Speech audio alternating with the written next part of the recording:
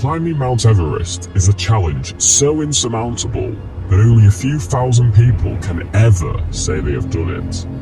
But doing so without a Sherpa is to dance with death itself.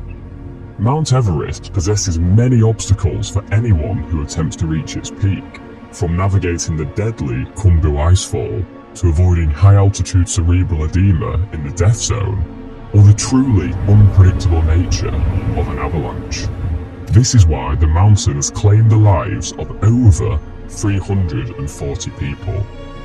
Since its first successful summit in 1953 by Edmund Hillary and Tenzing Norgay, Everest has averaged around 3.2 deaths per year, but the 2023 season saw its most deadly yet. 18 people lost their lives, 6 of which were Sherpas.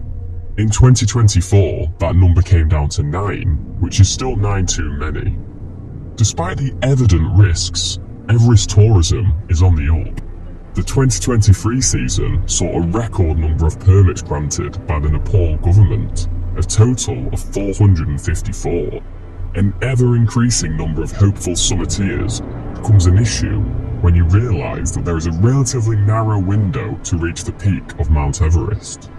This means hundreds of people could be carrying out their expedition on the same day, creating scenes like this. A viral photo from 2019 showing a huge bottleneck at the highest point on Earth where your body is being starved of oxygen.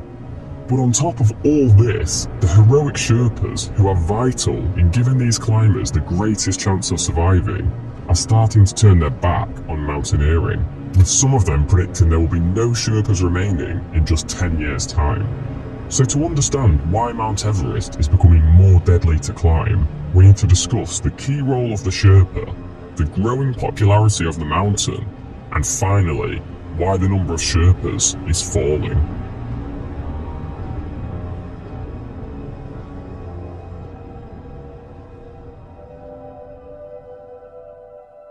The word Sherpa is often informally used as a term to describe an Everest guide or porter. But in fact, Sherpa is actually the name of an ethnic group of people who live in the mountains of Nepal and Tibet.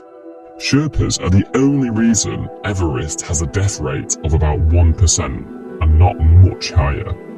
British mountaineer Kenton Cool, who summited Everest 18 times, said, "The Sherpas are so important. For one, they are the local people, so they know the culture, they know the area, they know the people. But when it actually comes to climbing the mountain, they have this phenomenal energy and power. They really are the backbone of any expedition." Because of where they were born, they are highly familiar with the region, weather patterns, and the safest climbing routes. They will monitor you for signs of altitude sickness and fatigue, which is key for survival when you enter the death zone at 8,000 meters. And then there's the mentality side. If you know your Sherpa has got 10 plus summits under his belt, it gives you a sense of security which is necessary to keep a level head. On top of their invaluable guidance and support, they will also carry heavy loads of equipment such as food and oxygen cylinders. They will carry multiple times the weight that the climber carries, allowing them to reserve their energy for the most challenging parts of the ascent. If you're thinking they seem almost superhuman, that's because they kind of are. Their tissues use oxygen more efficiently and preserve energy better than people born in lower altitudes. They are genetically adapted to higher altitudes. That's why they've been part of climbing Everest since its first summit. There are also Sherpas called icefall doctors. They have a great deal of experience, and each season they will map out the safest climbing route, setting up ladders and ropes along the way for people to use. For each expedition, a payment of $600 is paid to them. Some of the ladders they set up look terrifying. But how dangerous actually is it being a Sherpa? Well, you know, I mentioned earlier that over 340 people have lost their lives on Everest. Over a third of them have been Sherpas. Each death is equally as sad, but the worst incident came in 2014. An avalanche struck at around 6:30 AM on April the 18th. A group of Sherpas were fixing a ladder in the popcorn field at the top of the icefall. The avalanche came from 300 meters above the Sherpas and tragically took 16 lives. This, rightfully so, led to Everest being shut for the remainder of the season. That's just one example of how terrifyingly unpredictable and dangerous Everest can be, even for the most experienced climbers in the world who literally have a physical advantage. So you'd expect they'd be paid very generously for their services, wouldn't you? Well, I would say it's the worst risk-to-pay ratio job in the world, which is outrageous when you consider most people wouldn't be able to get up the mountain without the Sherpas. But before we get into that, we need to discuss the rising popularity of Everest to see why this is going to become a major problem in the next decade.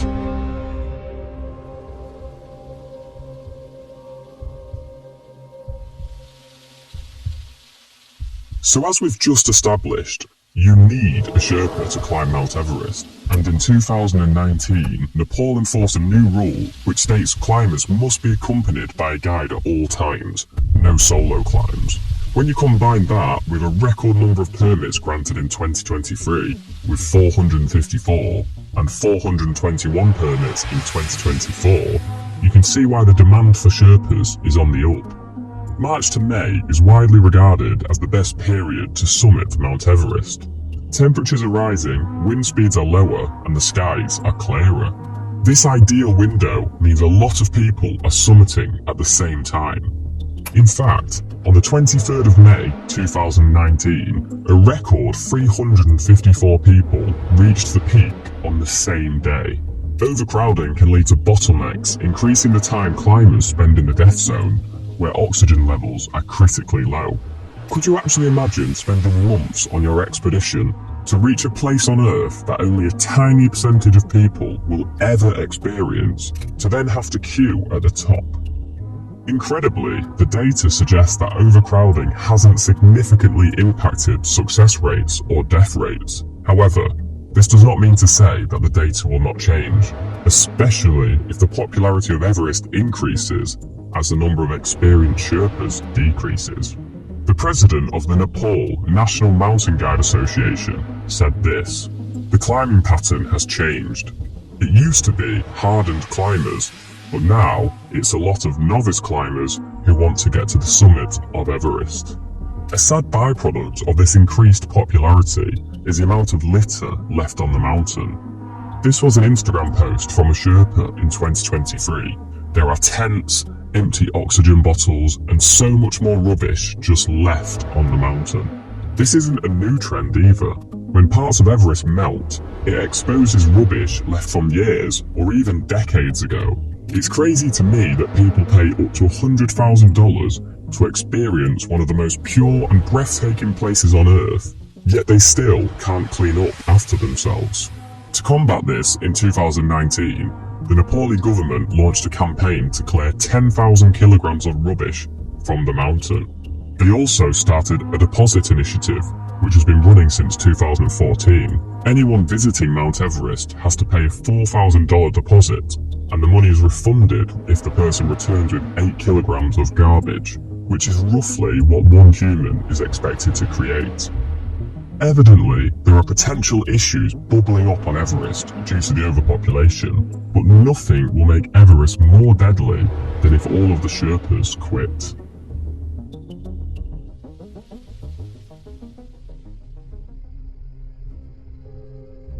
On the 18th of May 2023, a Sherpa, whose name I don't want to disrespect by saying it wrong, but you can see it on screen now, was guiding his client up Mount Everest when he spotted Ravi Chandran, a Malaysian man attempting to reach the summit of Everest.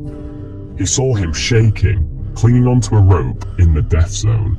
He knew that he needed rescuing. He convinced his Chinese client to abandon their mission so that they could save this man's life.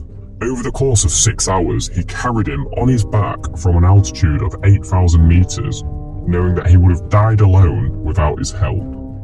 He was hailed for his rescue efforts by the mountaineering community, as an Everest rescue is hard enough, but at 8,000 meters, it's basically unheard of. But can you guess which person didn't show immense gratitude and support to the Sherpa? Ravi Chandran. the man who would not be here without him. When he returned to Malaysia and was doing interviews, he only thanked his sponsor rather than the Sherpa who saved his life. He even went as far as blocking the Sherpa on social media. Very quickly, he went from a national hero to a disgraced embarrassment, and has since unblocked the Sherpa on Instagram. That Sherpa risked his life and cancelled his client's mission to save a man's life, and he couldn't even show him an ounce of respect. So now you're aware of how heroic the Sherpas are and how deadly Mount Everest is. You'd expect their pay would reflect that. Well, the Sherpas can expect $4,000 to $10,000 per climb, depending on experience. Due to the narrow climbing window which I mentioned earlier, they can usually only get one climb in per year, severely impacting their earning potential. Some agencies will pay them an additional $15,000 for a successful summit, but as Everest is so unpredictable, securing that bonus is not guaranteed. Don't get me wrong, this is still a high wage for Nepal, but it's woefully low for one of the, if not the most dangerous job in the world, where your life is risked every time you step onto the mountain. On top of this, they have to pay for their own gear, which includes clothing, boots, backpacks and more. This could cost as much as $7,000, and some of it will need replacing every few years. This is why some Sherpas have to take up secondary jobs such as farming in the off-season. So you may be asking yourself, if the pay is so low for the risk, why do they do it? Well, a lot of the Sherpas were born in mountainous regions in low-income families where the nearest school was hours away. They fell into the job out of necessity, not desire. They became good at climbing mountains and didn't have an education, so it was the only path they could take.